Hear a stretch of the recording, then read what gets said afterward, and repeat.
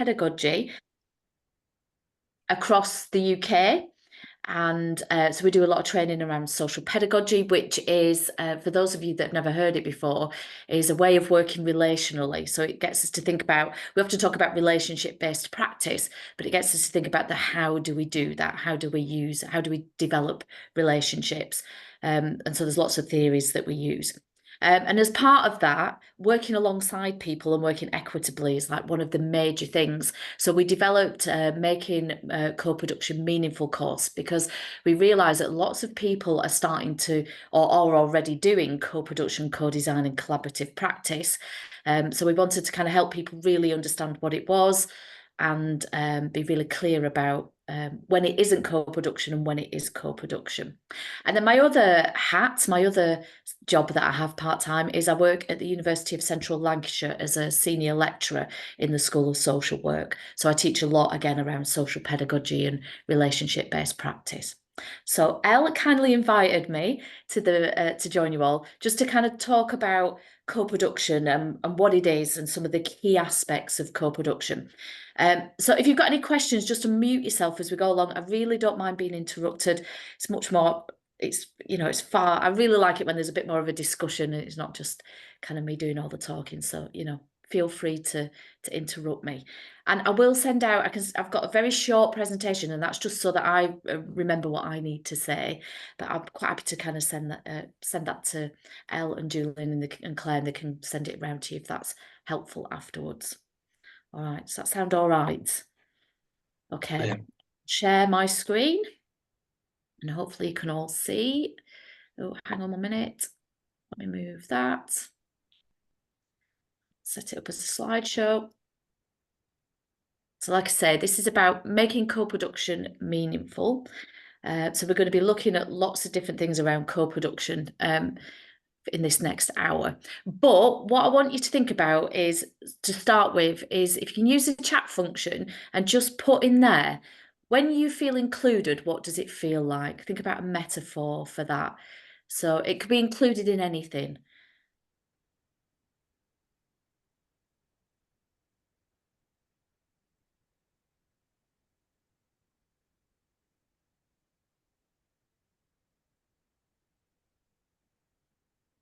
See what people are putting. So we've got warm, comfortable.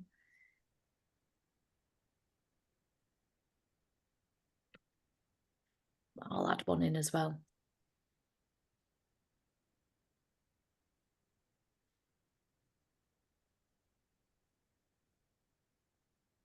Fun, yeah, being accepted and welcome.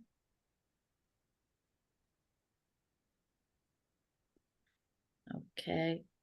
Does anybody want to kind of unmute themselves and explain their kind of feelings or their metaphor? I'm going to say valued as well. Because if you've been invited to something, it's because they want you to be there. So they think you've got something to offer. Yep. And that's quite satisfying and quite, personally rewarding. Yep, absolutely. Anybody else got connect with that, or have got something different?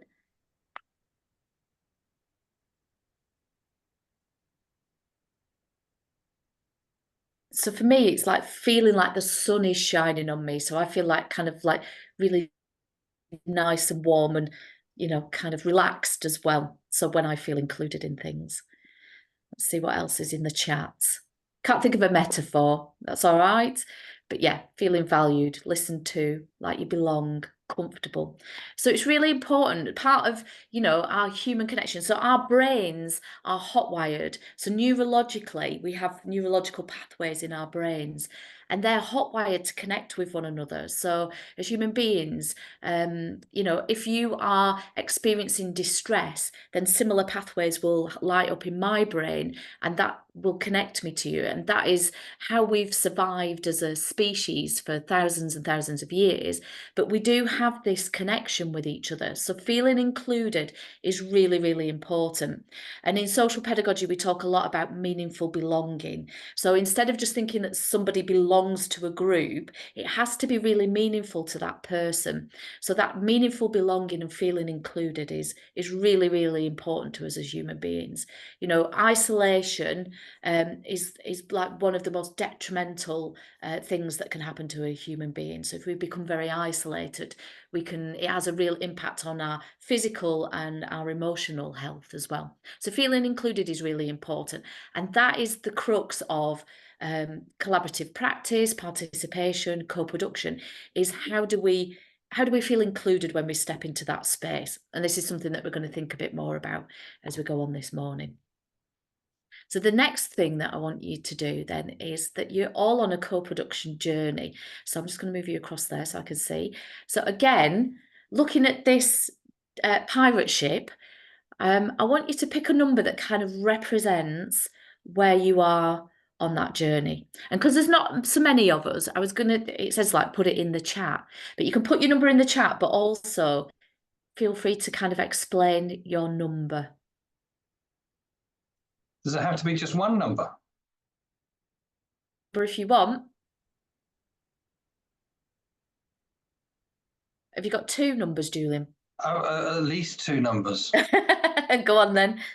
Well, I'm thinking I'm number one because I'm flag waving. I'm promoting and marketing and selling. Number two, because I'm looking out for the future. Number six, because you're constantly steering. Uh-huh.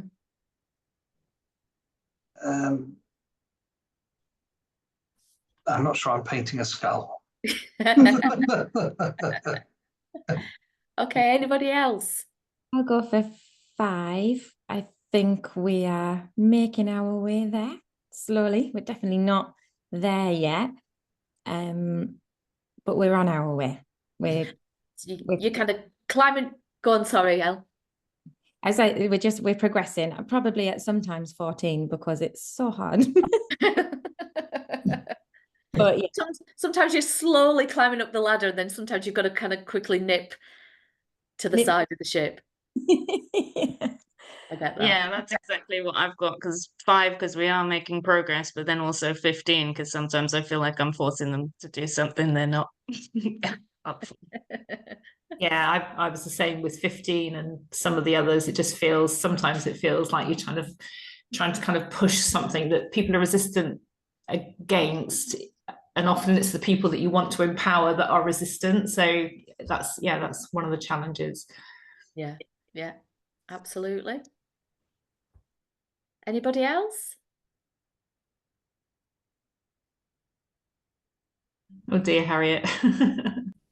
Let's have a look at the messages. So we've got 5. We've got quite a lot. 5 for you. Let's have a look. Very much on the journey, but not where we want to be. Yeah. Oh, Harriet, 18 drowning. Right. Oh.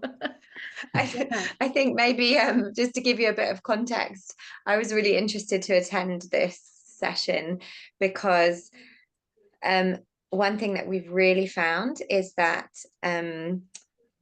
where we've tried to co-create and ask people, what do you want? It directly contradicts with what we're offering. and that in itself is a real challenge. So we offer training to teachers. And when we ask schools, what do you want? They always say, we want a new classroom building. And that's not what we do. And so I feel like we're in a complete, I don't know what's the word, we're going completely different directions. The school want a classroom, we don't offer classroom building. How do you co-create when the school are asking for something you're not prepared to offer or provide, because it's not what your organization does? Do you see what I mean? So that's why I feel like we're drowning. Yeah, no, I totally get that. Yeah. And again, it's like, that's not our remit. I really wish I could help, but I can't. Yeah. I understand that. And we've come across that quite a few times. And I think that's one of the things about co-production as well or even just collaboratively working with people, is that sometimes you think you've got a clear start and you haven't, and people are coming with very different ideas of what they want, and you can find yourself going off into different directions that and again, so in social pedagogy we talk about purpose, so we'll come back to that idea in a minute. But yeah, Harriet, you're saying it's glad it's not just you, so yeah. Oh, because Sean had said that he hears that. So obviously others have experienced similar things. Yeah, absolutely. Anybody else then want to say what number?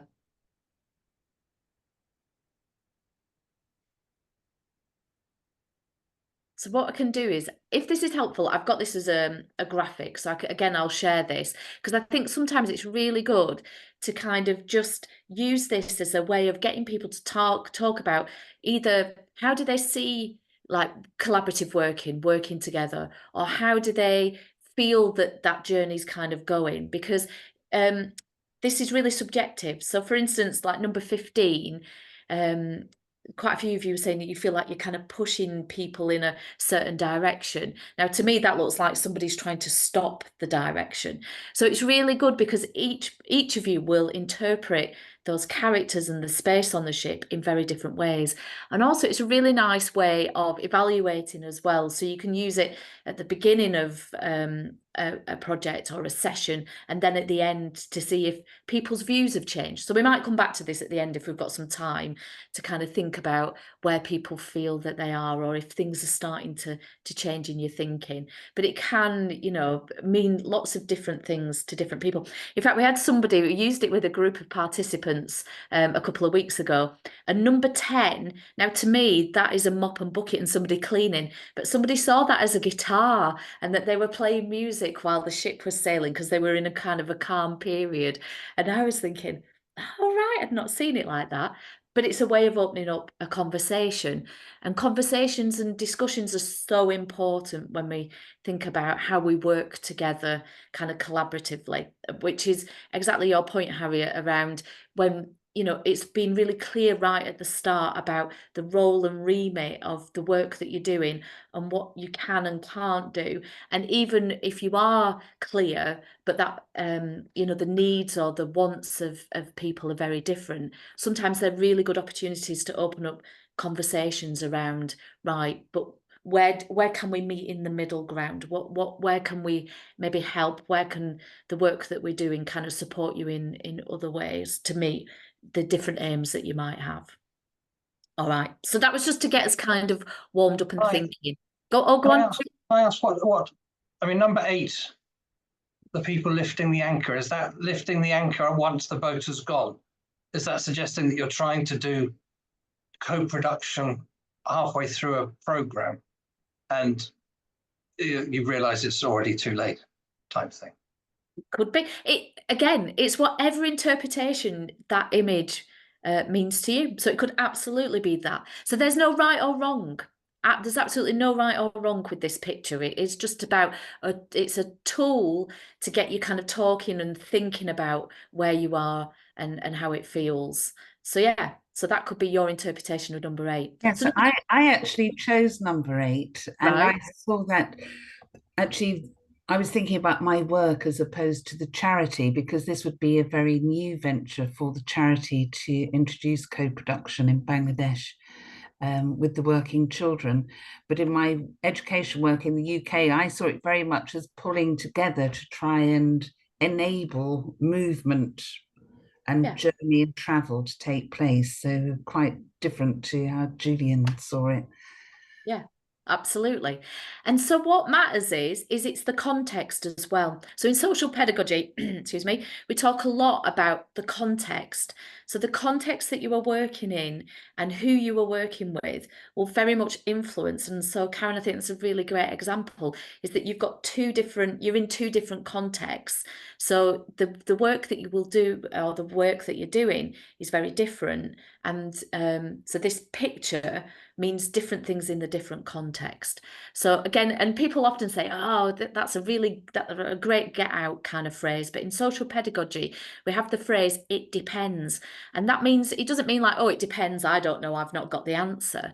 But it depends means it depends on who you are, the context, the culture, the history, the dynamics of the relationship, you know, the funding. And so it's thinking about all those factors that will impact and influence the work that you're doing.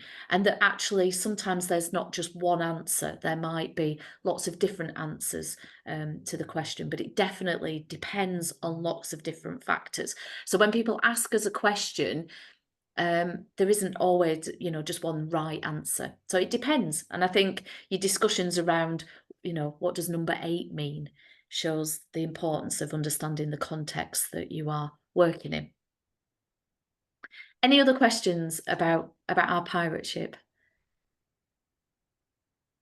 No? No, thank you. Okay, all right, we'll move on. So again, and we've kind of touched on this, so Harriet, you've brought this up already, is that we do, so the purpose of co-production, and the thing I've got to say is that co-production happens very rarely, all right? So true co-production often it's very rare that a process or a project is co-produced right from beginning to start, because the actual true co-production is where everybody has a say right at the beginning about what is going to happen, why something needs to happen, or the purpose of a project, and then is engaged all the way through right to the end of the project. And that often doesn't happen. But what I would say is that means that we don't give up on co-production. What we need to do is be really honest about where projects start and how they start.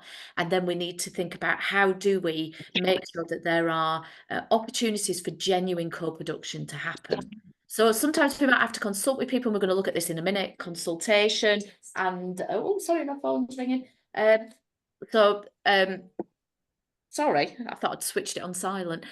So there's, you know, we can have participation and consultation, but true co-production, like I say, is quite rare. So you've got to start with the why. Oh, is somebody asking it? Oh, no. Sorry, I could just hear somebody then. I thought somebody was trying to ask a question.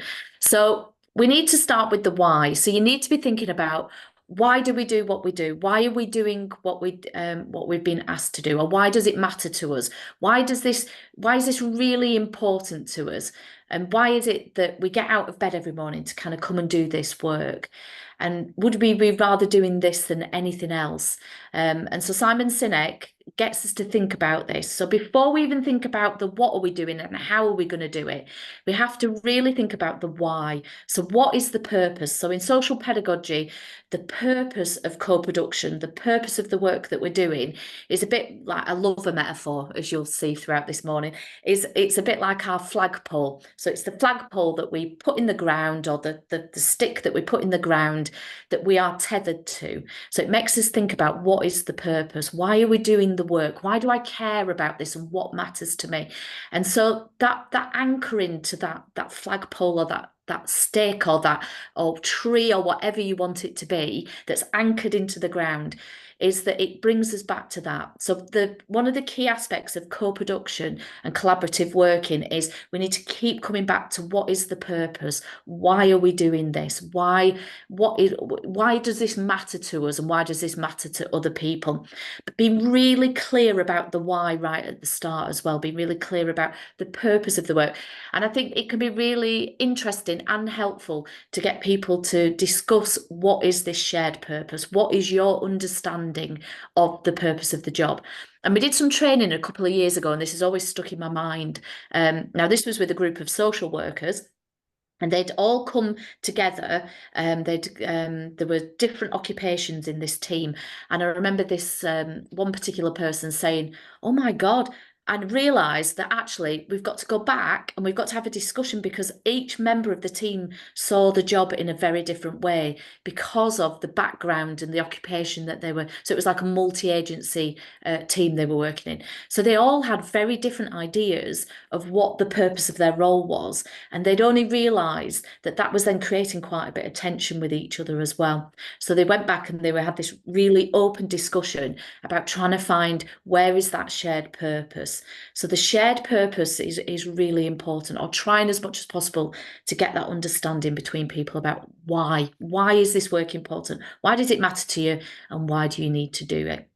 And so that's the starting point. And like I say, it's really helpful to keep coming back to that at different points in a project or in the co-produced or collaborative work as well. So keep coming back to that. Are we meeting the purpose? Has the purpose changed as well? You know, did it start off as one thing, but actually as we've gone along, the why we're doing this has maybe changed. So, which is, you know, that's quite fine as well. So any questions about the purpose? I think I'll just add, I think something quite relevant to a lot of us there is that we tend to have teams in different places, particularly in different places. And so sometimes there can be a little bit of a disconnect because you're not constantly all together, working all together, especially some of the contexts we work in, you don't always have, you know, the easiest of communications. You wouldn't necessarily sit in a Zoom like this and you've got beautiful connection and you all, you know, work. So that checking in of whether over the years you've gone like that in the purpose, it's probably sometimes when we get a bit of pushback on something that we might be trying to push forward, like an agenda of co-production, and you don't realize that your team's kind of gone that way. Yeah, absolutely. And I totally get that. And it must be really difficult when you, like you say, you don't, I mean, even if you just can't meet on the online space, never mind physically. And there are things like connection issues, communication, time differences, you know, actually finding a time when you can all get together, that there's space to do that. It's really, really hard. But I think that's why right at the very start of any work, starting with the why is really important, and keep coming back to that as you move through a process is really important as well. You know, and if you can kind of see that you are verging off, it's quite nice to pull yourself back to the purpose and the why. So why do we get out of bed every morning? Sorry. One of the things I was thinking was, I mean, one of the things I'm constantly asking is, what does success look like? And success will look like different things for different people. And I think that it reiterates the same thing, but it also comes back to what Harriet was saying, was success for her teachers is more classrooms. Yeah. Success for Harriet is improved education. Yeah. So it's about going and asking, right, what does the head of the school think success looks like? Yeah. And what do they need to get there? Yeah, absolutely. Because the head will have a different version, the teachers will have a different, the students will have, everyone has their own version of what success will look like. Yeah. On a project. So the co-production seems so vital. Yeah. Yeah, absolutely. And I think one of the big things is that hearing those different perspectives, if everybody hears those different perspectives, then that can shift the why as well, can't it? So like, oh, actually, right, so we might need more classrooms, but actually how we use the space that we've already got, because actually for the kids, that isn't the most important thing. So again, having those open conversations that include as many voices as possible to really think about the why can be really helpful. And there is a reality as well, isn't there? Sometimes there is a reality, and we have to, and that can be really uncomfortable for us, about there isn't any more money, or that isn't our purpose, or that we can't do that. And you know, I think it's really difficult when we are people that want to help make a difference. Then when we can't make that difference, or it's very difficult, then that can be really challenging for us, because we come into the job role because we want to help make a difference, don't we? So that kind of like having to say, well, actually, I can't do this is can be really difficult for us all. So I think, again, that conversation and having that discussion around a shared purpose can be really helpful for people. Okay, we'll move on. So the core foundations of co-production, again, like I said, is often co-production is talked about, but it's actually collaboration, it's participation, or it's consultation. So when there is genuine co-production, then these four aspects, these 4 core foundations have been addressed and are underpin every bit of the work that we do. So if we're striving to work co-productively, then we have to think about shared power. And some of you have already talked about this or touched on this a little bit, is that sometimes people don't want that, or they feel they just want you to do something for them or sort an issue out or deal with the job. But actually, shared power is really important. And what we find is that people that have the most power have most influence over the decisions. And so this has to be addressed. And again, this comes down to the relationships that we have, but also understanding the context that we're working in. So for instance, you might be working in an environment where people have never been able to make decisions or have never felt that they've been given the power or had the opportunity to kind of share the power and make decisions. But the other thing with power as well is that sometimes it's really helpful. So we need co-production is about bringing lots of different people together from lots of different aspects. And sometimes if somebody's got some power, it's about how do we get them to use that to benefit the group or benefit the project or the work that you're doing. So it's thinking about who is the right person at the right time. So I think one of the other misconceptions around co-production is that this is about involving everybody all of the time in everything. And we can't do that. We just don't have the time and space, and we'd never get anything done. But it's about, right, who is best placed, but also making sure that those voices that are often ignored or not listened to, and I think children, that's a big one. So often children are consulted on things, but they're never kind of often given the opportunity to actually share the power and be seen as equitable with, in decision making or kind of working out how things work or processes or the outcomes of things. So thinking about helping people step into a space where there is this shared power can be challenging, but it's really important. Prioritizing relationships. So you will know that your relationships are absolutely fundamental to everything you do. So relationships, and again, I think this is one of the things when we talk about social pedagogy and co-production, is that people just think about like really nice, supportive, warm, caring relationships. And they are really, really important. But actually, it's also about how do we deal with really tense relationships and conflict, because they are part of relationships and relationship practice. So how do we, if we prioritize relationships and we focus on building really strong relationships, that means when there's tension, disagreement, conflict, we can repair and move on from those much quicker. And also, people that can be seen as really resistant actually are really helpful to us because they can offer a different perspective. So it's kind of seeing resistance in a different way and trying to understand why somebody might feel resistant. Now, we also lots of sayings that we have in social pedagogy, but we also often, so Gabriel, who's one of my colleagues, talks a lot about knocking on open doors and not trying to waste energy on doors that are kind of firmly locked and shut. So, when you're prioritizing relationships, it is about finding people that are open to thinking in this way. It's kind of like building a little movement sometimes. So you've got to find the people that, or these could be children, young people, adults, whoever, that this makes sense to, and build those relationships, and then hopefully this ripple effect, curiosity. Lots of people are really curious on the whole, and so you can use curiosity to kind of encourage people to come and join you. So it might be a very small group of people to start with, but then you might gather people along the way as well. Participatory means are really important as well. So again, this is thinking about how do we use different ways of making sure that people are included, so that it helps people learn things and that they become active partners. They're not just participants. They're not just people that are joining in, but they're active partners. And again, I think this can be really challenging when we think about children in particular. So how do we, how do we think about the environment? How do we think about how we join together? How do we make sure that children are active partners as well in the work that we're doing?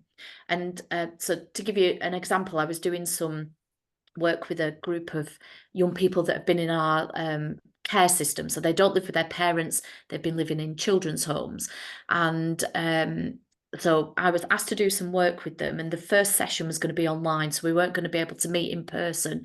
And so I'd set up all these wonderful online tools that I thought would make this session really like creative and interesting, instead of just like talking with one another. And within 2 minutes of them all joining, I realised they were all on their phones, and I was on this really great laptop with brilliant internet connection, and so it just wasn't going to work at all. So I had to ditch all that and then just have a conversation with them about, right, so what do they need from me so that they can be included in this, so that they are partners and they're not just young people that are joining these sessions. So it was really having open conversations with them about that. So it meant meeting at times that were better for them, which meant that sometimes it would be at 8 o'clock at night, might be on a weekend. So, you know, it was like having that real commitment to that. So making sure that I fitted around them and it wasn't me fitting in around my schedule. Building capacity. So again, it's like, how do we think about how are we all learning something? So we've all got something to learn every time we go through co-production work. We're all going to take something away. So how do we create spaces where people can teach us things and we can teach people things, and there's this shared learning? So does that make sense to people? What are people's kind of thoughts? I'll stop sharing for a minute, or I'll keep it up if you want, if that'd be helpful. But what are people thinking? Is this kind of...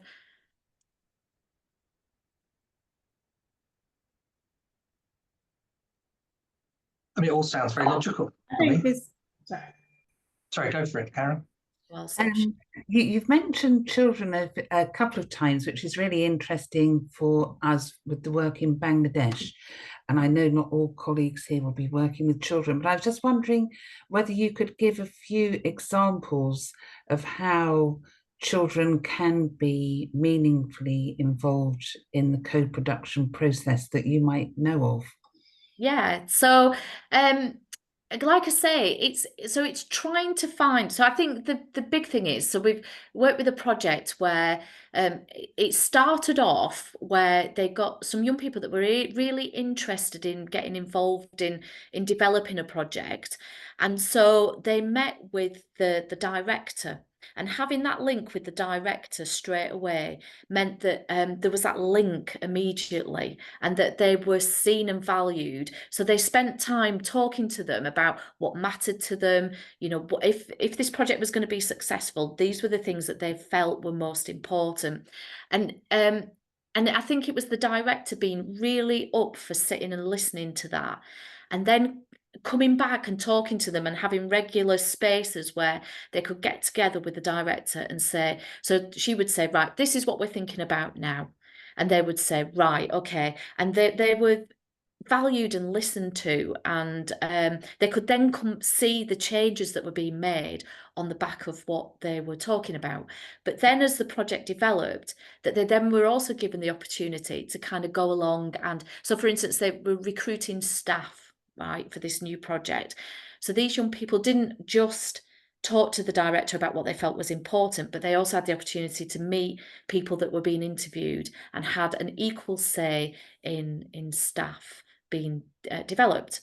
But also then we've had other projects where young people have taken the direction. So we've got a group of young people in the university that I work at that do research. So it's right from the start, they are saying, right, this is what matters to me, and this is what I need help with. This is what I need you all to do. So I think it's about mindset. I think often what you need to do is help people think about the mindset that they have.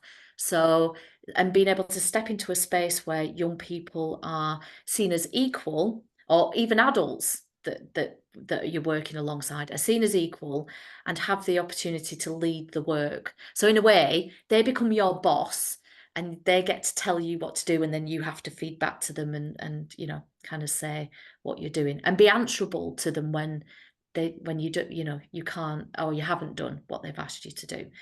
But there are lots and lots of tools out there that can help you think about that engagement. But I think for me, the most important thing is how do you create spaces, or getting people to think about how they create spaces where children and young people, or if you're working with adults, step into that space and they're seen as equal. Does that answer the question, Karen? It does. Thank you very much. All right. Because I think I could go on and on about there's thousands. I mean, Elle can tell you, we've got a LinkedIn group, and I keep sharing lots of resources on there. So you can Google masses of amounts of resources, right? So there's loads of toolkits out there that are really, really helpful.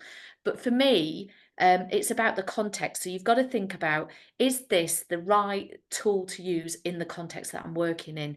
But actually, for me, it's more about mindset, and it's about how do you support people to have the mindset where they understand that co-production and collaborative working is really important. Maureen, you've got your hand up. Go on.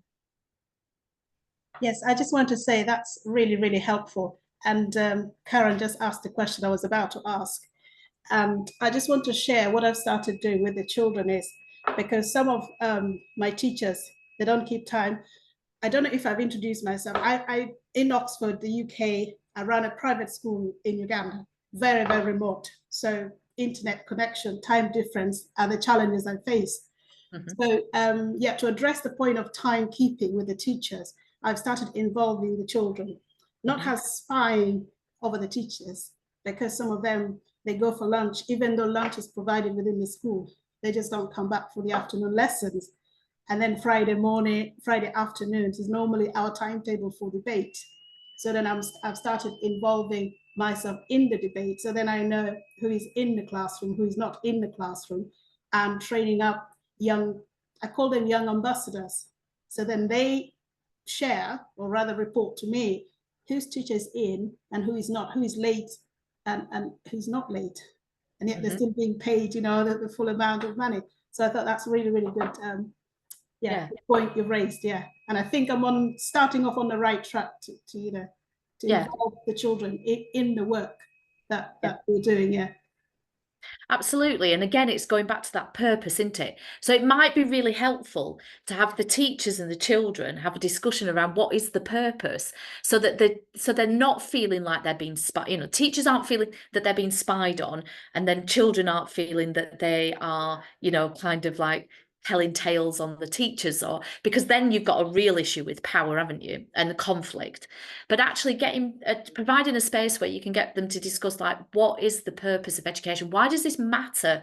So why is this, you know? And then also I think it's helpful for children to hear that from adults, but also adults to hear that from the children as well. So yeah, and there's, like I said, there's lots of tools around. So if you look, I'll put a link in the chat. I'll see if I can find it. So Liberating Methods, they have like lots and lots of different tools that you can use, and they've got really good tools for having open conversations that might help you kind of think about how you do it, because you don't want to make the situation worse when you do this. But it is about like, right, so how do we do this?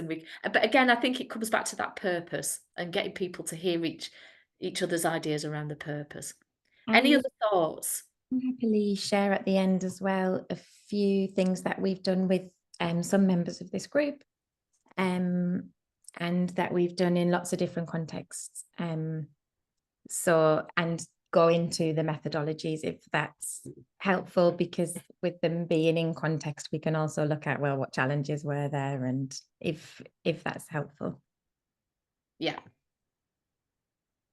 I think so. Yep. Right. Sorry, I'm just finding the Liberated Methods, and I'll stick it in the chat there for you as well. So you've got a link. Okay. All right. Anything else then? Any other points that anybody wants to raise? No? Okay, right. I'll carry on sharing then. Let me find my screen again. I can't see everybody, you see, when I'm sharing the screen. So when there's a bit of a discussion, it's quite nice to see everybody's faces. Right. So those are the core foundations. So what I would say is, I think, again, if you're committed to working co-productively, it's to keep coming back to these 4 core components. So thinking about the purpose, but thinking about these foundations, and you know, how are we meeting these, and where might be some of the barriers and challenges when we think about that as well. So just to say, like, and I've mentioned this before, that co-production isn't consultation. So it isn't asking people for their thoughts, their views, their ideas, and it isn't participation either. So that's not asking people to get involved in decision-making systems that are already there. So asking them to tweak systems that are already there. But co-production is about like starting right from the beginning of something, involving as many people as possible who are going to be, you know, impacted or influenced on the work that you're doing. So, and like I say, that's not to say that there's something wrong with consultation and participation.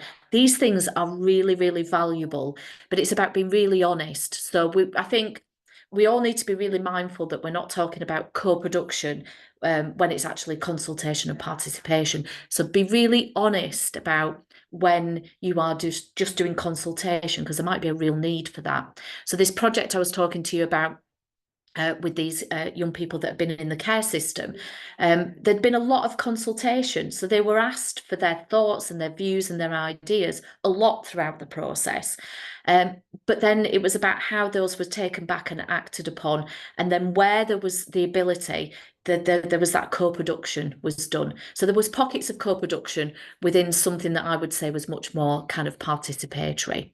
So co-production is about using everybody's skills and experience to make this positive change in society. So that's what we're striving for. But like I say, it takes a lot of time and effort and work. And again, that kind of thinking back to those 4 foundations and whether we are genuinely kind of meeting those. Okay, so I'm just going to play this video. Hopefully you're all going to be able to see it, because I just think this is a really, really great metaphor for true co-production.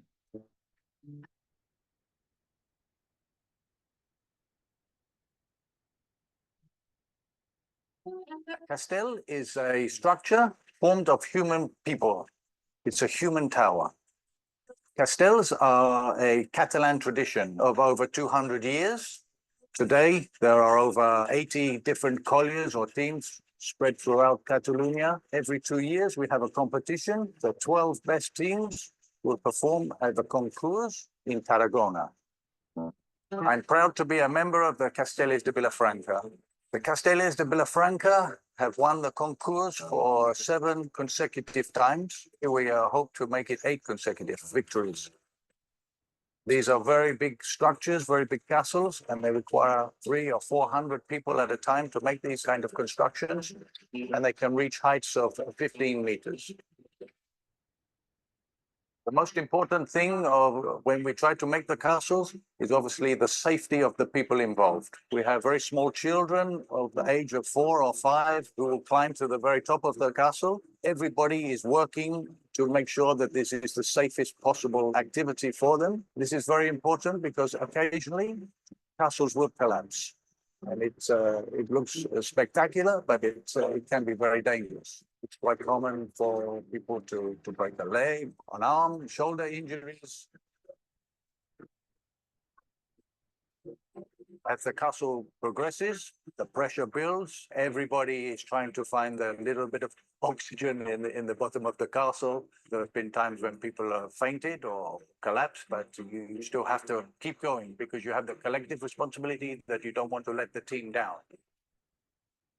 You hear the final music that you know the castle is completed. You can relax a little bit, but you still have to concentrate because this is the most dangerous part of the castle. Because if you relax too much, the structure can collapse very, very quickly.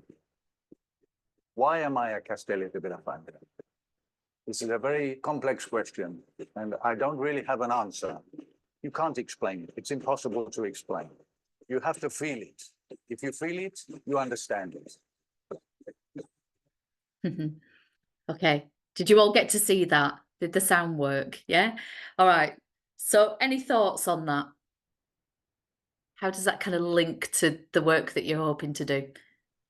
It's interesting when they talk about the broken legs and the injuries, so there's always something that goes wrong, or there's danger within this, but the effort is still kind of worth it.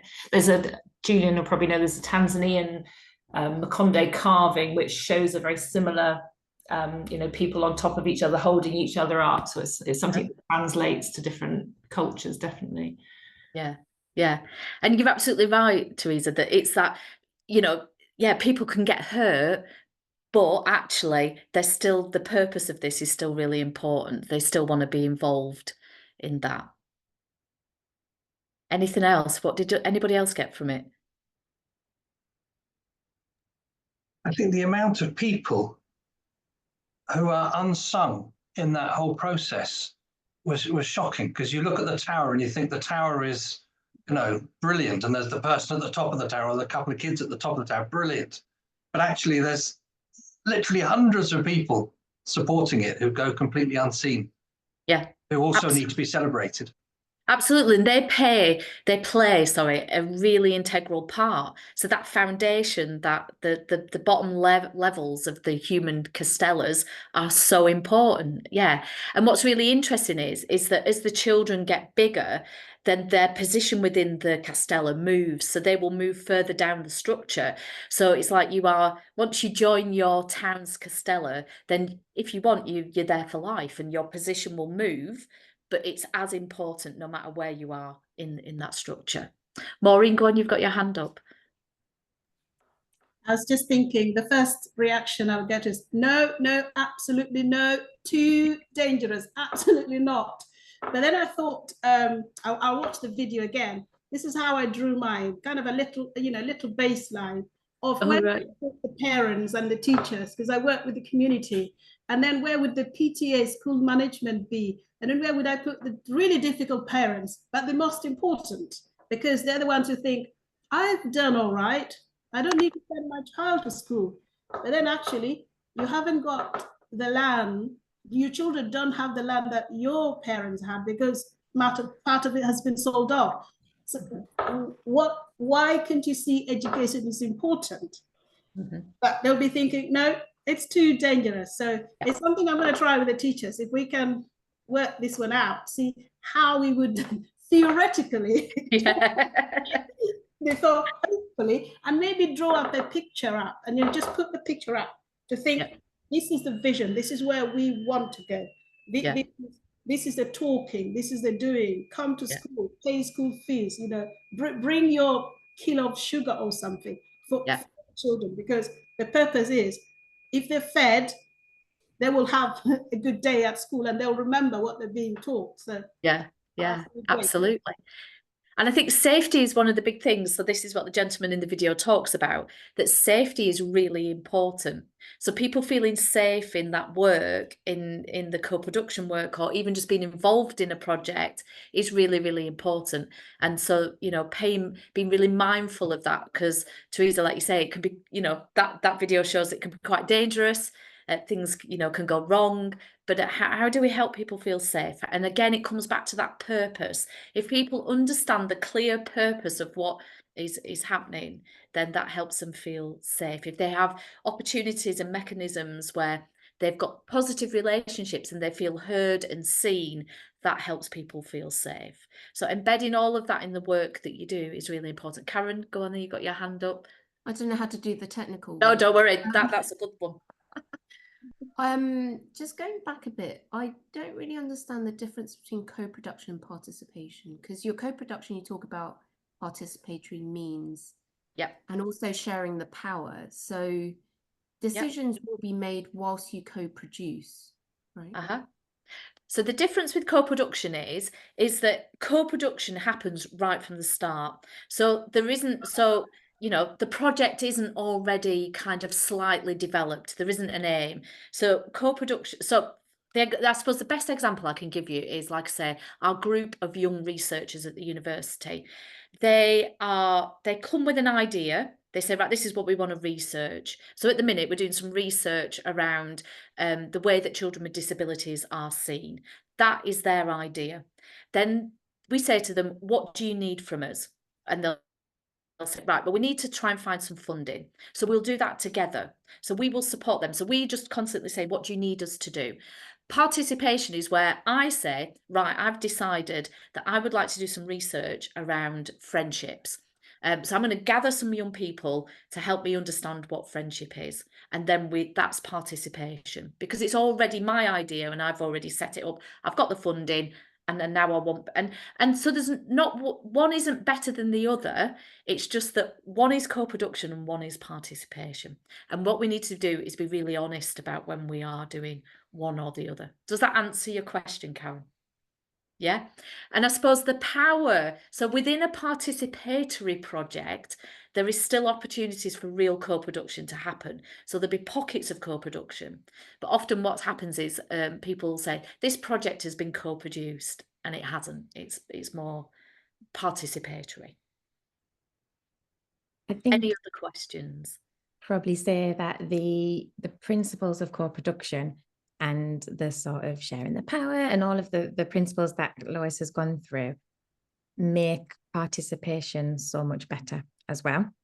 So it's not that if, you know, you have a donor that comes to you and says, I want this to be used on WASH projects, then you absolutely cannot co-produce those WASH projects. Obviously you can't then involve people from the very offset, but all of those principles of co-production, if you engage them in your participation process, it will be so much closer there, and it will be a much fuller, better process as you go along, I think.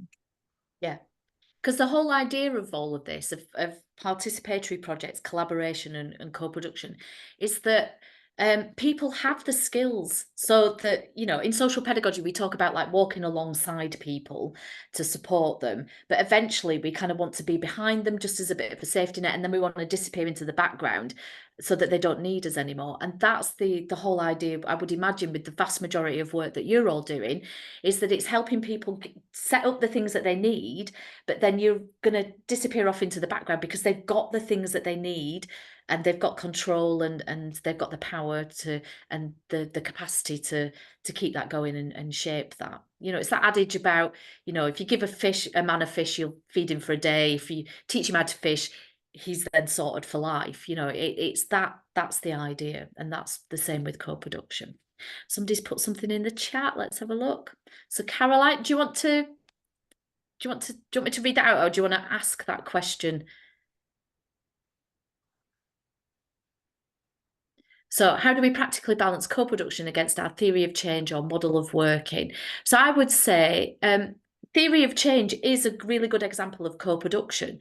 So, you know, you're coming at it, you know, you want people to develop a theory of change, but true theories of change are co-produced.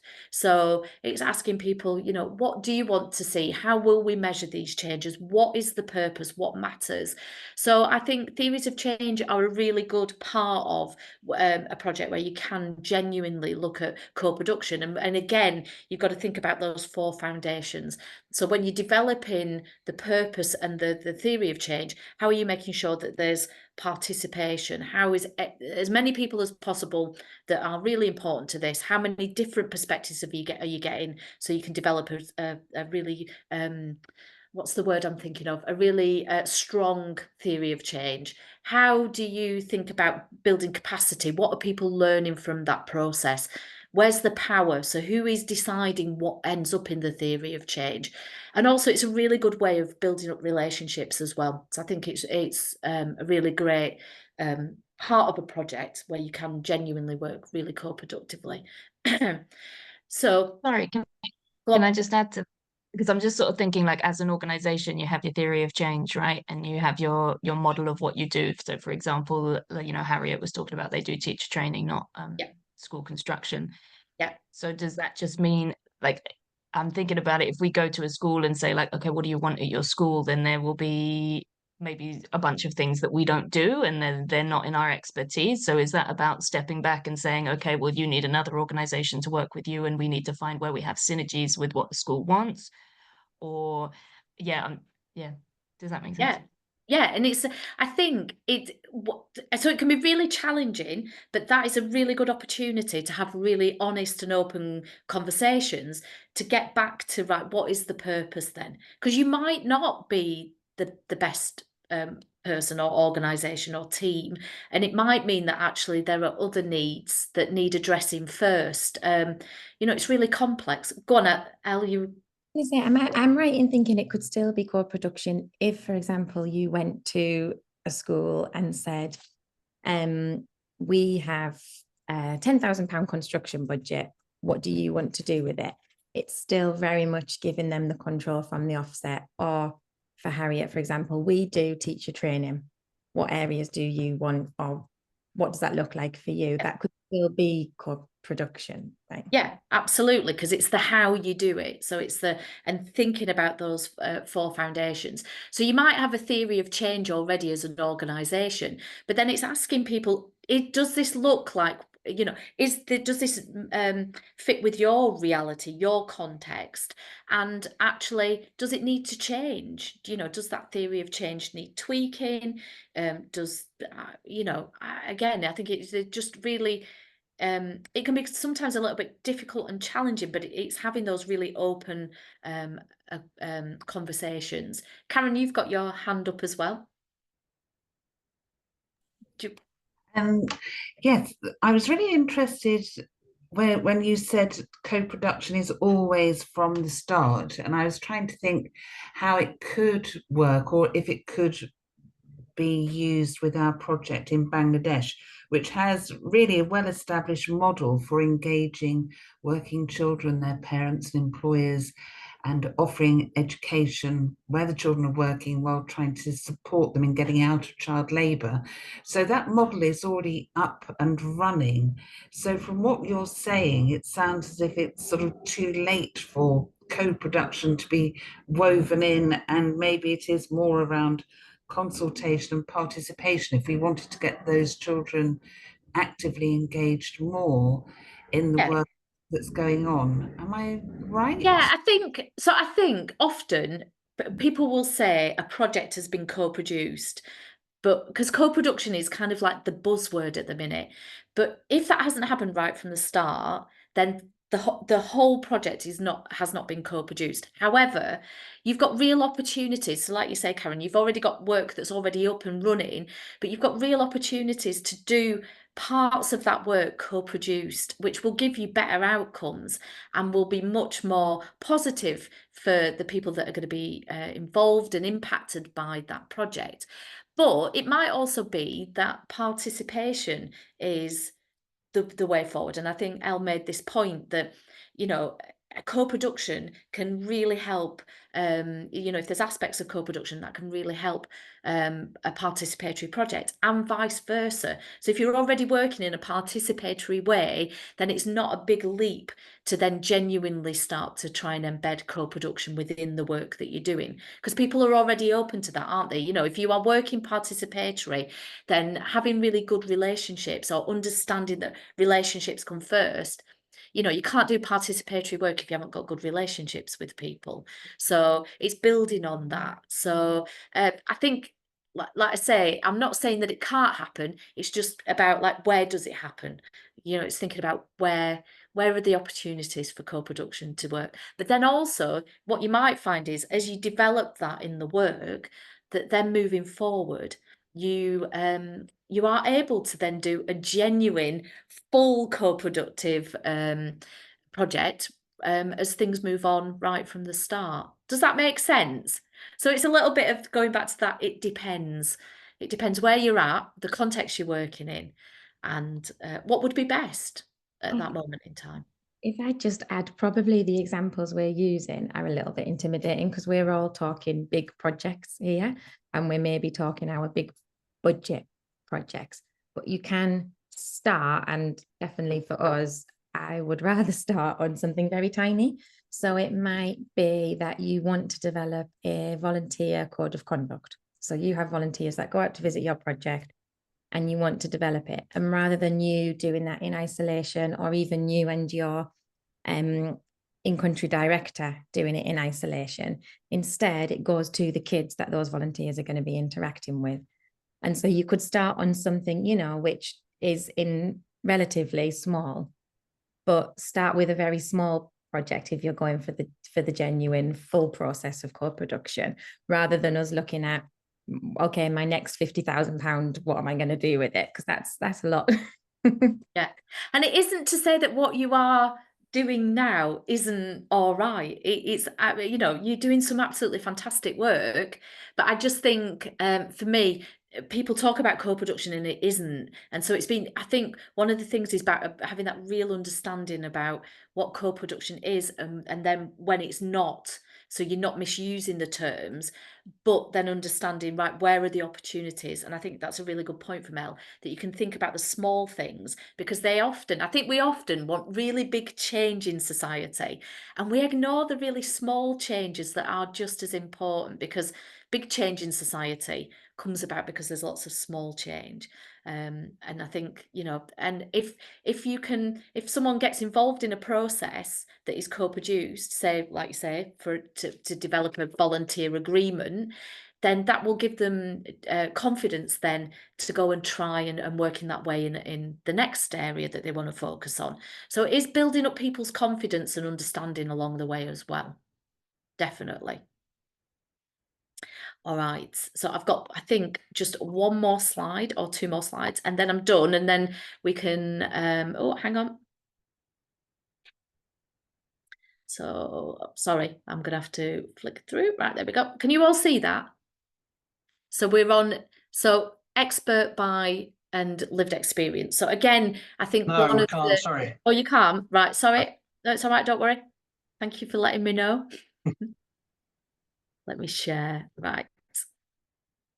There we go. That's the one. You should all be able to see that. Yes, thanks. Great. So one of the, I think, most trickiest things is bringing people in that have got lived experience, or is this ultimately going to impact?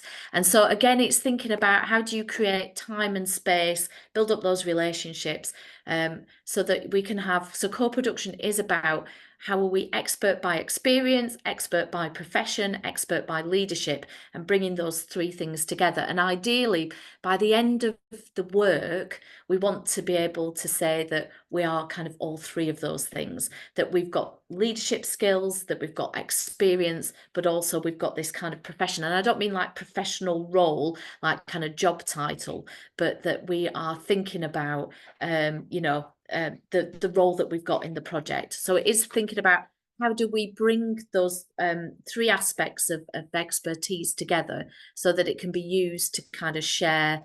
And like I said before, it's about who's got the power, who's the best placed person that we need at that moment in time, maybe to answer a question or push the project forward. So it's thinking again about those three aspects and how we bring people together. So again, in social pedagogy, we talk about really paying attention to the environment. So how do we create an environment where people can step into it and feel on equitable terms, but also develop their skills, their learning and their knowledge as well, and prioritise the relationships that are being built.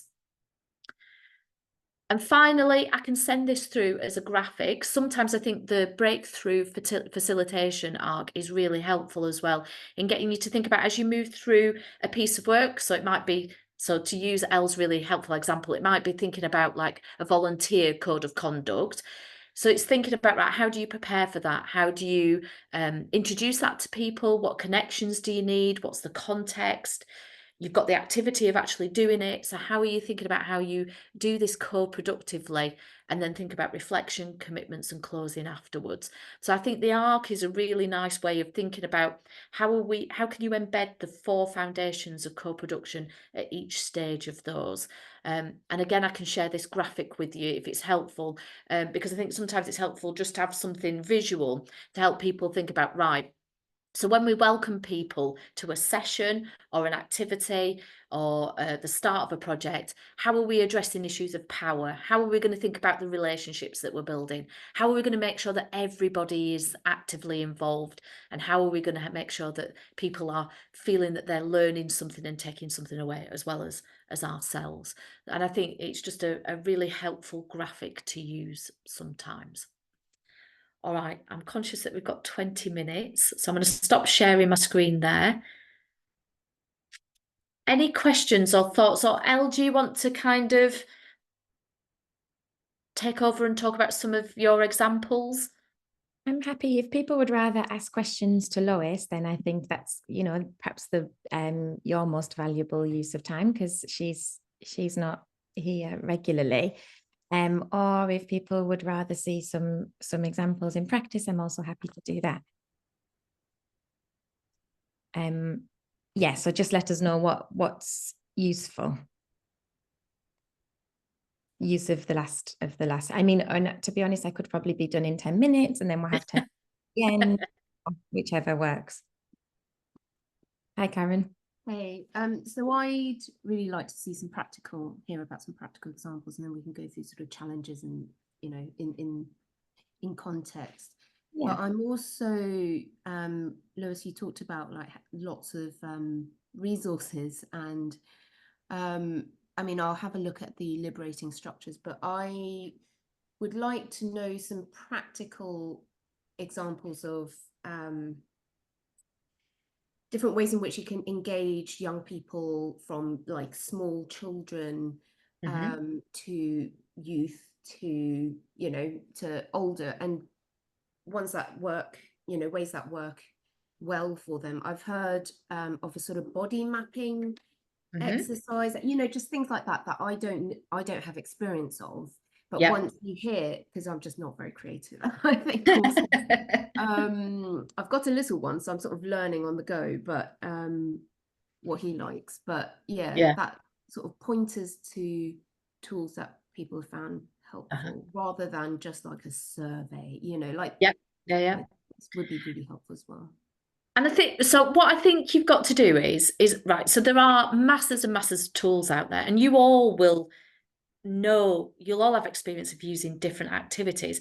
So I think what you've got to remember is so you've got to do things that you feel comfortable with, because otherwise it's not going to work. So if you are not massively creative, then either find a colleague that is and get them to run that, or think of other ways of doing it. Because if you are, you know, people can spot when you're uncomfortable a mile off, can't they? And it just doesn't kind of work. Or have a go at something and try it, and feel really confident in having a go at something and trying it. So for instance, it might be things like, I don't know, you know, it's thinking about how do you start off. So it might be, if you're going to be creative throughout your project, how do you welcome people in a creative way? So it might be, I don't know, for instance, asking people to, we did a really interesting activity the other day. I was with a group of people where it's like, touch your nose if you think tomato ketchup is better with chips than mayonnaise, you know, like wave your hands if you think dogs are better than cats. And so it's thinking about how are you engaging people,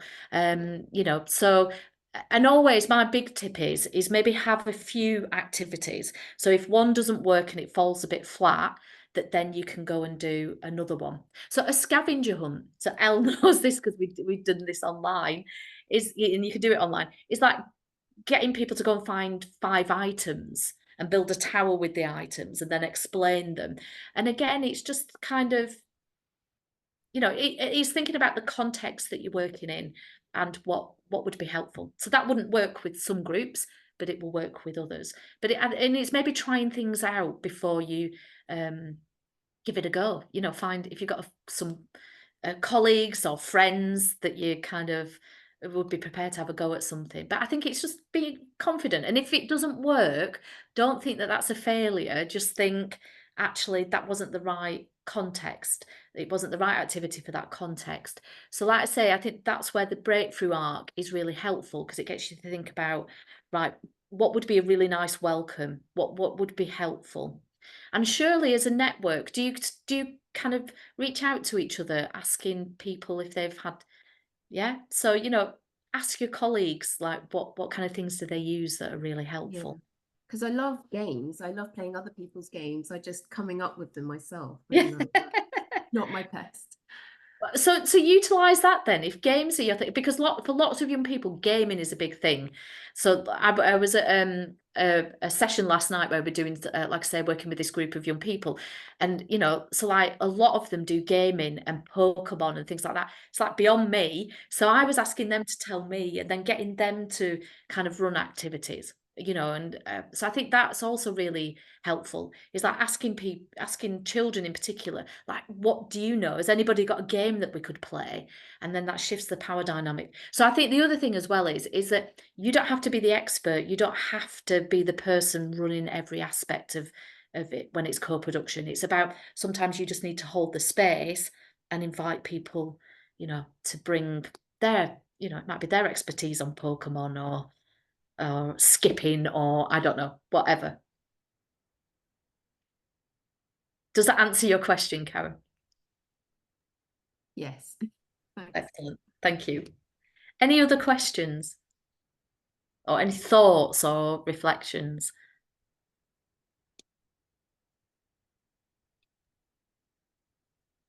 Yep, go on.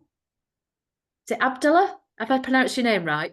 Yeah. Honestly. Yeah. Tell me if I haven't. Yeah, it's Abdallah. You could as well call me Abdi. It's actually very short. Good morning. I joined the meeting quite late, just lost of track with some of other stuff. But I came into the last end of the discussion about the co-production, and I felt like I've lost a lot of insightful stuff from all the people who have contributed. But for me, it's not ideally the question itself, but it's a consideration. And this comes from the experience. I am from Tanzania, and we're working with sometimes most very rural communities, and some of the people have no idea of what the world looks like or what is going on. And we, as an organization, we try as much as possible to incorporate the idea and the co-production, as it was explained.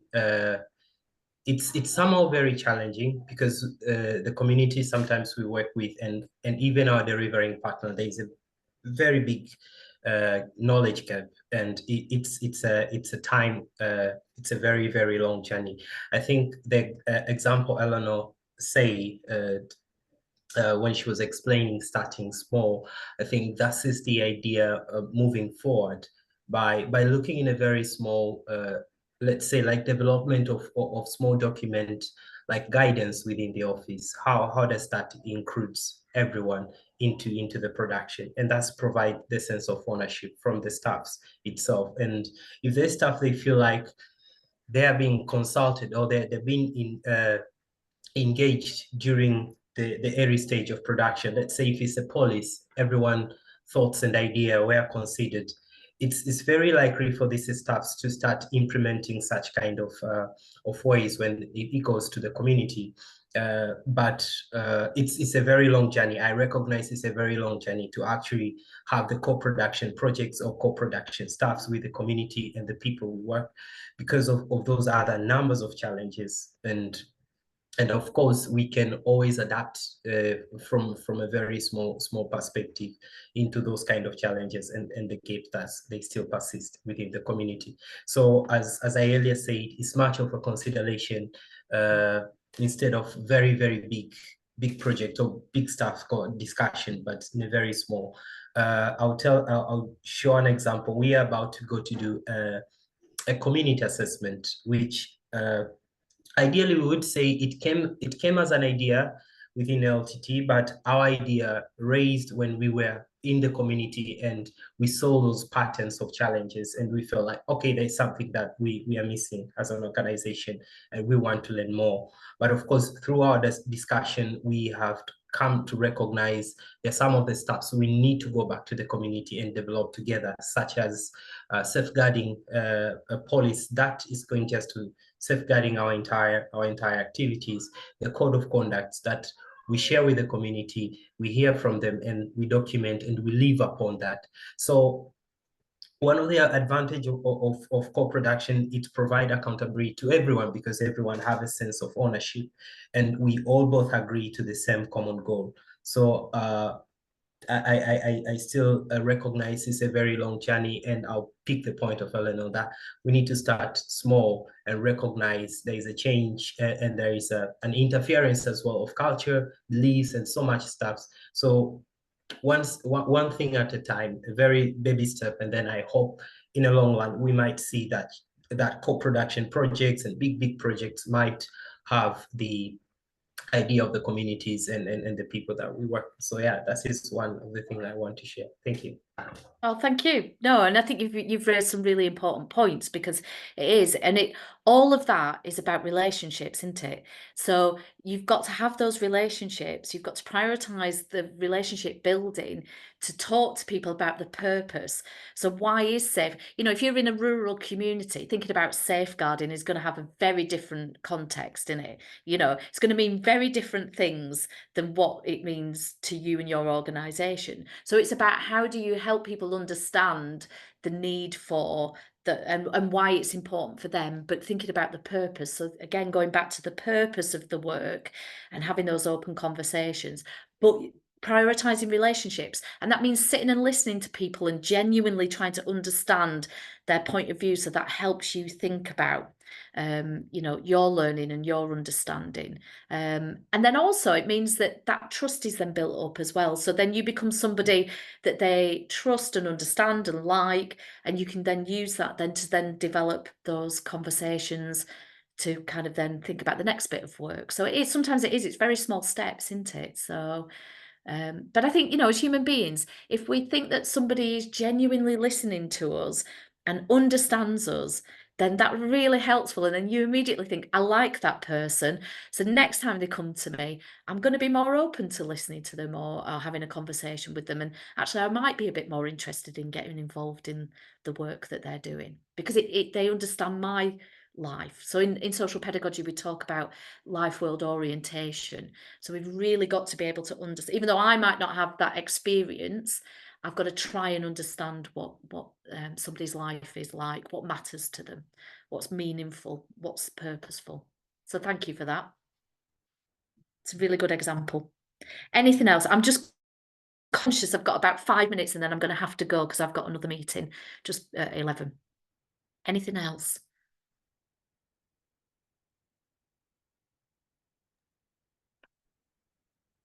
I think we as you say, we've got a few minutes left. From an admin point of view, I just want to say thank you so much indeed. It's been a fantastically interesting session, very thought-provoking, and engaging. As you can see, everyone's been listening and got questions and perspectives. So thank you so much for prompting and for coming along and preparing all of this. You're more than welcome. I'll put a link in the chat as well, and I'll send it to you, Julian and Claire as well, and Ella. There's a link there to our Making Co-Production Meaningful short course. So this is we do 3 hours a week over a 5-week period. So if you fancy kind of coming and joining us, then feel free. But again, I'll send the pirate ship resource and the breakthrough arc and any other kind of tools that I think might be helpful. But brilliant, thank you very much. You're welcome. Elle, I know we want to hear more of your examples, but I know that we've only got 6 minutes left. So what I'm going to do is just say we've got another meeting scheduled for the 18th of September. Hopefully it's booked into all of your calendars. We do not yet have a speaker. So if anybody's got any ideas on who they would like to listen to or topics that they would like to discuss, please absolutely come forward. We are a non-leadership group. We need everybody to play their part and come up with ideas around education. So please have a think about that and let us know sooner rather than later, because it's holidays. Thank you very much. And Elle, over to you. So finish off with any examples that you can give us in the last 5 minutes. Can we, before you start, Maureen, if you get to do a tower, please, I want to send a picture. A human tower. I just thought we put your surname to it, if you don't mind. Oh no, the people of Catalonia will kill me because this is their tradition. But thank you. Right, I'm going to mute myself. There you go.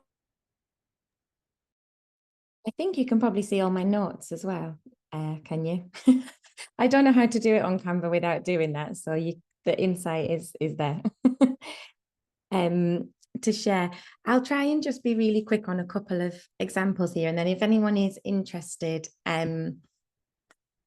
sorry, I find it really discombobulating that I can't see you and I can only see the presentation. So We are still here. yeah, shout rather than if you want to interrupt. I'll run through really quickly the methodologies, and then that if you have interest, come to me. I'll put my email address in the chat, because our charity sort of specializes in the tool creation bit, because we recognize that often that's where the resource is lacking. The intent and the willing is there, but it's often that tool creation bit that people can find a block with, and it's about being bespoke. So I'll give you a couple of examples. This first one is a project I recently worked on with World Vision, which I find really interesting, because I think this is where we need to harness our power of being small international development charities. And actually, when it comes to being small, here we are in a better position, because if you're World Vision and you are working in this particular thing that I was helping them with, they have sponsored children in perhaps 250 countries around the world. And they create one worksheet, 3 versions of one worksheet. So a preschool, a primary, and a youth version. And that goes out to every child that's sponsored, millions and millions of children around the world, and back to their sponsors. And they wanted to try and co-produce that worksheet. So as you can imagine, that management of all of those dynamics and all of those cultures is just too much. Whereas a lot of us work in quite specific communities. So actually, I think we can often, it's hard not to feel like we get the bum deal as the small charities sometimes, particularly on the funding front. But here we're in a really strong position.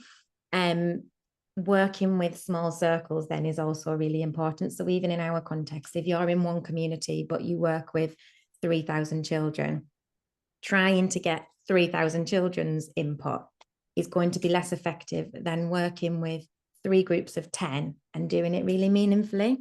So I think keeping your circle small. And here what we did was it was a 3-step process.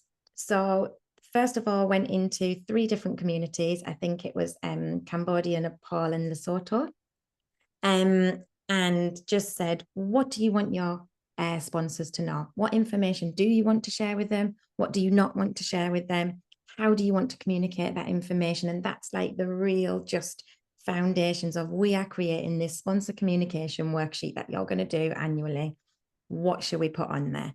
The really key things methodologically here that we brought to the process was that tapping into the creative part of the brain, which is what Lois was just talking about at the beginning. So making sure that we had icebreakers. So it could be running around the community. The scavenger hunt example I'm going to use, we actually used in one of these, and grab 5 things from your community. So they had 5 minutes, run around your community and grab 5 things.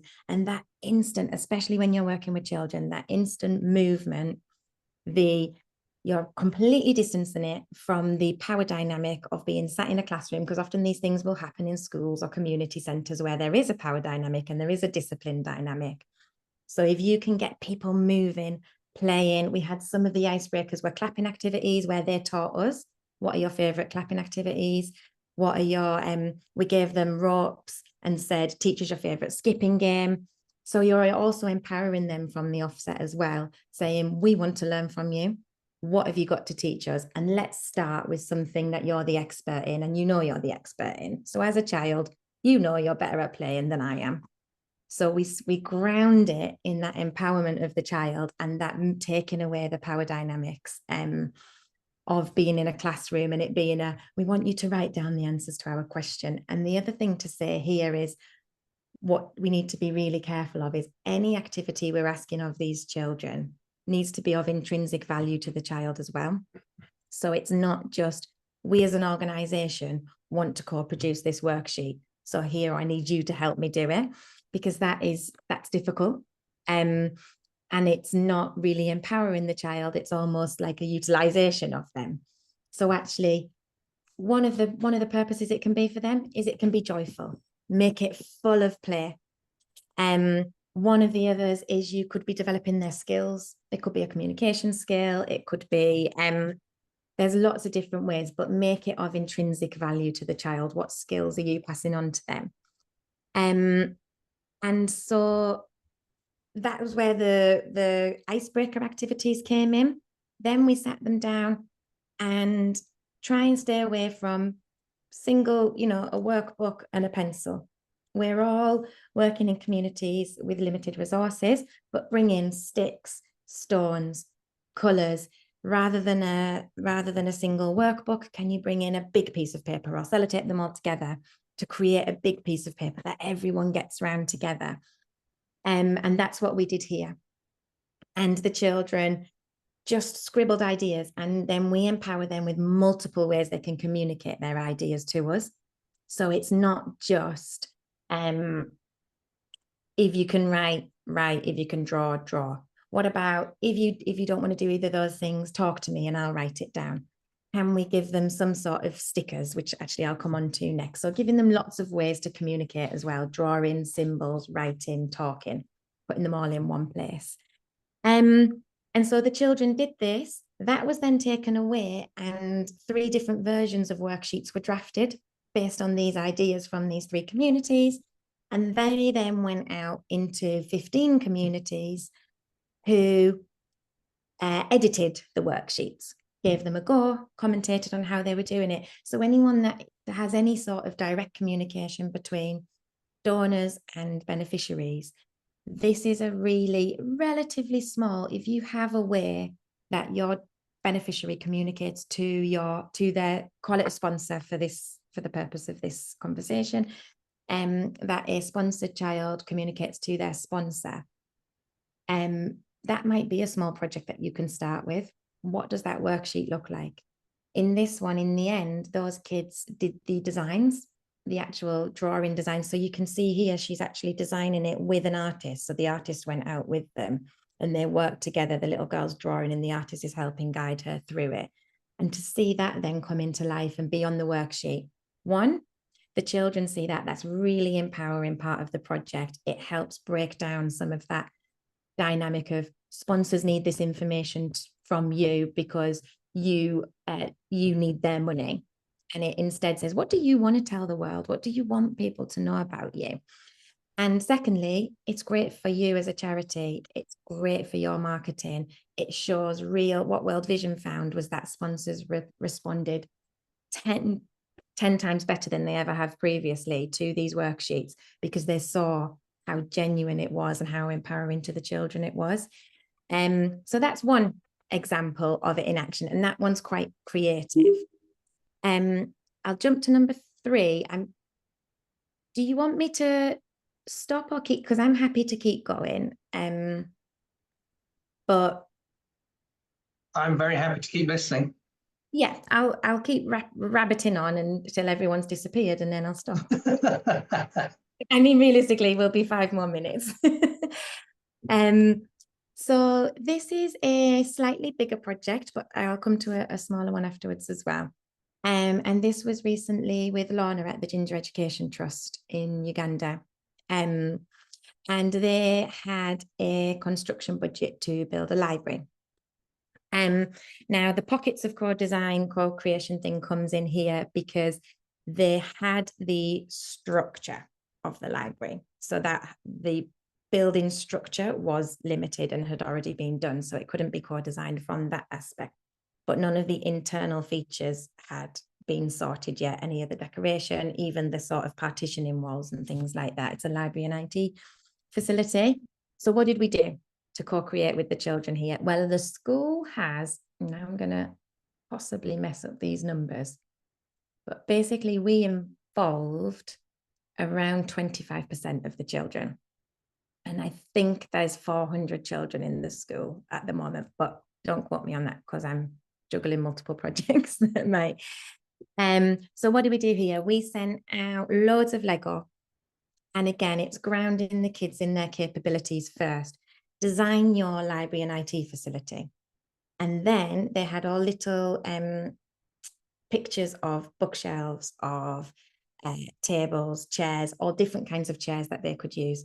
And we're limiting it to what we can do here. So there's 4 different types of chairs that the Ginger Education Trust can buy.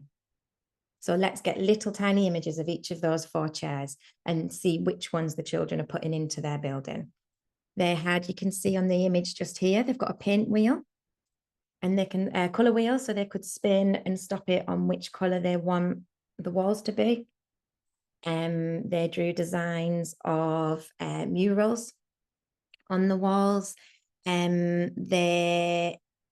What else did they come up with? I'll go back to my notes. We looked at areas of comfort. So they wanted fans, they wanted rugs down. They are co-designing the rules and the systems that will go in place within that library. And when it's something a bit more like that, another thing we do, we get them moving around again. So we walk around the area. How do you feel when you're in this area of the school? So you're in the playground. What rules do you like here? What rules do you not like here? And it generates a discussion. You might give them something we did here. They had green stickers and red stickers. Green means good, red means bad. Stick a green sticker on things around the school that you really like, that really work for you. Stick a red sticker on the things you don't like. Something that came out of this, which sort of came back to Harriet's point, was, for example, here, as they're going around the school and we're supposed to be collecting all of this feedback about the library, well, the children couldn't help but really highlight 2 problems they had with the school. The toilets were really stinky and they were refusing to use them because of that. So they're going around the school area, which obviously makes everything unhygienic. And there's some caterpillars in the trees that fall down, land on them and cause like irritation and rashes on their arms. And whilst that's not in the remit of the project at that moment, if we were not doing this process of involving those children, 2 things which in total our charity responded to in the end, and I think they came to £150 to respond to, a spray for the trees and some chemicals for the toilets, that make those children's education experience much more comfortable, much happier. And there is an element sometimes of saying, right, we didn't go in with this agenda, but the co-production process is telling us that the children have a different agenda. And if we go back to our why, and why are we doing this? To improve children's education. At which point do we have to say, maybe this £250 we could have spent on the library, they're telling us, fix the toilets, fix the caterpillars, that's what matters more. So sometimes I think that we have to keep a little bit of an open mind there. And it's really important, if your why ultimately is to benefit children, don't dismiss anything that they're saying to you. So hopefully that gives you another idea of some methodologies. Lego is brilliant. It's universal. There's so much research and evidence around that. So if you're looking for a really simple method and it's to do with a design of something, bring in the Lego. That always is useful. Paint. The other one you can use is paint. What do they call them? The cards with all the different shades on. Like palette thingies, and letting them choose the palette. Again, something really simple, but you're giving them little touch points of control, touch points of co-production as you go through. I'll do one final example here. So media content. And again, this is an area I think we all, and I absolutely include myself and our organisation within this, have to get much better at. So involving everyone that we work with in the content that we put out into the world about them. A big part, so this project, we are working across Uganda, Mexico and Essex in England. And we are, all 3 schools have gone off. We've got 12 students from each school, ranging from 5 to 9 years old. And they're going off and we've said, show us your world. What do you want the world to see? And how do you want the world, how do you want your community to be represented? And they create the captions, they get these photos and we print them off. Then they can scribble on the photos, write around them, use stickers on them. And again, this is another project which actually does your organisation the world of good, because people see beautiful, genuine content that comes straight from children. And the other important bit to include here, and this might be with youth more so than you, how do you want us to describe your community? So we had a really bad habit for a while with the charity that I work for. And when we were looking for funding for things for the project in Mexico, it was based on a local rubbish dump. And the problem with that is that it instantly gets people's attention, and a donor goes, brilliant, I want to fund that because that sounds very traumatic for children. So you get into this habit of describing the community like that. But actually, that is not at all how they identify. It's not at all what they see themselves as. And it's not good practice. So we often find in a lot of our work that children don't identify as economically poor. They might say, my society, my community is really challenging. There's a lot of violence in my community. They might say, I want it to be better. I want the houses to be better. But very, very rarely will children say, we're really poor. So just involving them in that process alone, how does your first statement on your website describe the community you work with? And they write it. That would be a really simple method of co-production. And you could get in, again, the photographs can also work here. What do you want the world to see about your community? So getting them to go, digital cameras are now, I mean, God knows how, £16. And they plug into a USB. So most communities will have a USB plug, and you can get a digital camera if you can get one out there. Or people have a lot of people have smartphones, and they can send you images from their community. Not the staff, the beneficiaries, the people that live there. Really, really important. Otherwise, we are at risk of shifting the power to another power dynamic rather than the actual people that we're trying to uplift and empower. Something I wanted two things to highlight here. How do we select? So again, looking at practical methodologies, how do we select if we're saying that there's a school of 400 children and we can only, resource-wise, we can only involve 100. Well, how do I select that 100 children without being excluding? So a democratic lottery is a really important tool that, again, we can bring in. Democratic lottery would be in the next school assembly, and this is how we selected students for the photography project. We say, this is what we're intending to do. If you have an interest in joining in this project, come and put your name into the hat at the end. Just write your name and put it in the envelope at the end of assembly.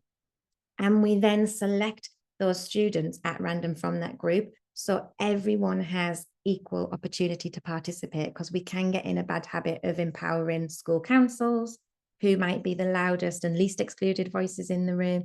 We can get in the habit of the ones who are very eloquent and make excellent case studies, but no, let's give everyone an equal opportunity to participate. Especially when you're doing creative work, often the quietest voices will create the most beautiful insights for you. So use a democratic lottery, really simple way to increase your co-production. And then remuneration, and this is something we've fought with a lot in our charity. Ultimately, if we are asking people to do our work with us, and rather than Betty, our country director in Mexico, going off and producing the social media content for her project La Escuelita, and instead the students are creating it, is it not then fair that we remunerate them and pay for their time and resources accordingly? What we found in previous work and through learned experience is it's very individual to context. What didn't work for us was giving individuals money to go off with. Often if you're from a very low income family, you will not see that as your earned income. It will go towards other means within your household. But for example, on this project, the children at La Escuelita, the 12 children who took part in this project, we've now given them a participatory budget of £250 for La Escuelita. And that is completely theirs to decide what to do with at the project. It has to be project, it's got parameters, obviously, sort of your safeguarding parameters, do no harm. But otherwise, it is, that's your money. And one of the best ways we can empower people, because we all know, we all feel bound by the donors and the funders, and we all feel about disempowered by them. So let's, where we can, pass that on. If you can give some participatory budget to your beneficiaries at some point, and guide them through the use of that, then that's a really good way to remunerate them for supporting you in your co-production work and helping you in your program design ultimately. And they will, I promise you, make your programs better and make your work better. And I noticed early, Abdi, you mentioned about the knowledge gaps that the community have. And I always think of it as the knowledge gaps we have as well, of their lived experience. And the more that we can fill in each other's gaps, the better it will be. So I'm hoping that gives some more practical insight into how things can be executed. I'm very open. If I go to the end, oh look, I've just used standard slides and forgot to change it so that we can have it in Spanish. Gracias y buena suerte. That's my contact details at the bottom. So if anyone would like, I'll pop them in the chat as well, to come. We look at the tool creation bit, so come to us, we can work in a bespoke way together. But we're here, and not doing it perfectly by any stretch of the imagination, but maybe we've had that bit more time to apply to looking at the tools bit. Thanks for sticking around for an extra 10 minutes of rambling. Thank you. I mean, so many brilliant ideas to think about and play with. It's kind of like, how have we not thought of these before? But clearly you have, so lucky us. Give everything. And I'm loving the democratic lottery idea, Abdi, just sharing that, because that's something we've got to do in the next couple of weeks. Brilliant, thank you so much. Has anyone got any questions or want to go further? I know it's now 20 past 11.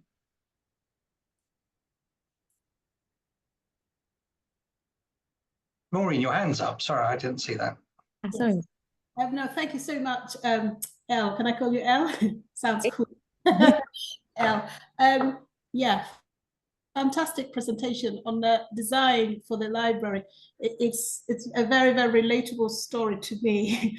Got lots of things going on, but I felt holding the power aspect bit, because I've shipped loads and loads of books to Uganda, and knowing my school and the community, the books would probably be used to light the fire instead of and reading it. So I have a library that's not finished, pretty much kind of designed the layout and everything else, but it's not been in use yet.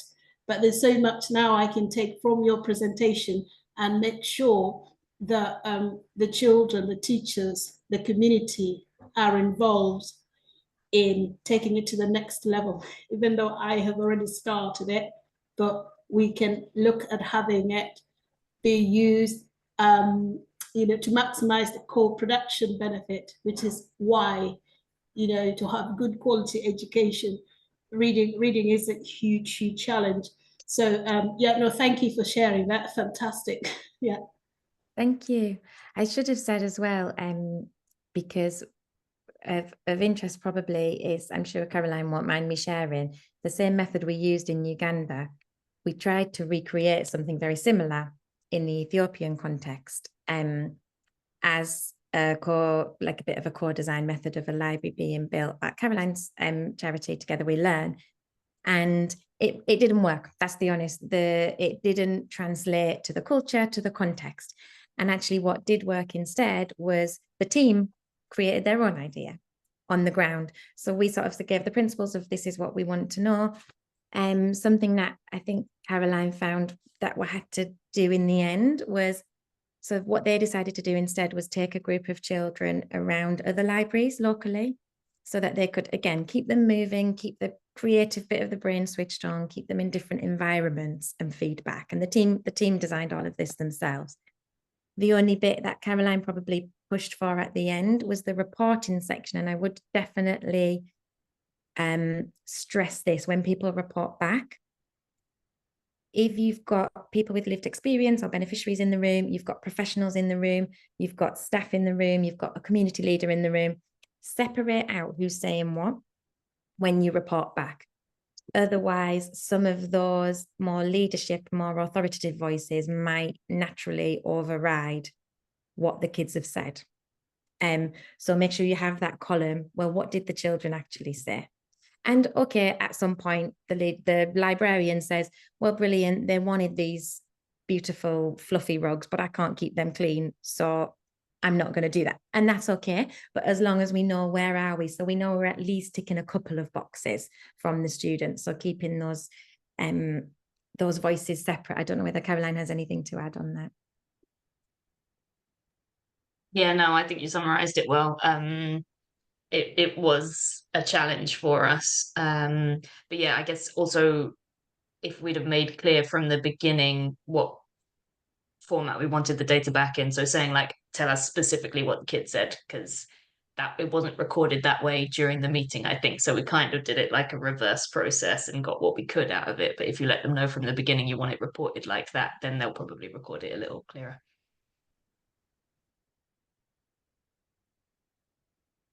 Thank you. Cool. Thank you very much indeed. We can stop the Thank you recording. all. Yeah, Claire, if you can stop the recording, that'd be great. I'll see that. Thank you, Elle, for organising it and for talking at it today.